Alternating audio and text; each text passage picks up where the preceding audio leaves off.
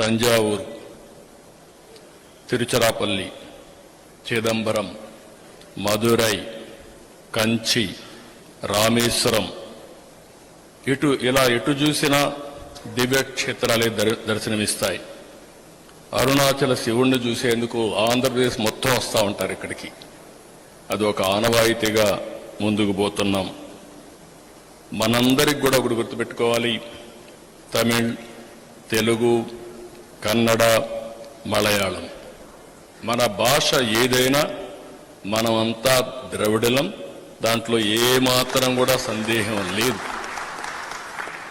నేను ఈ ఐకమత్యాన్ని తేవడానికి ఎన్టీ రామారావు గారు ప్రారంభించినటువంటి కుప్పంలో ద్రవిడ యూనివర్సిటీనే ప్రారంభించాం.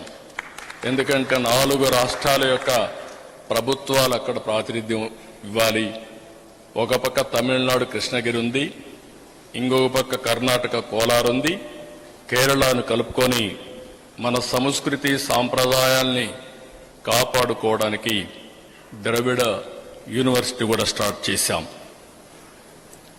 ఈరోజు ఒక్కసారి గతానికి వెళ్తే మద్రాస్ ప్రెసిడెన్సీ మనం అందరం కూడా కలిసి ఉన్నాం.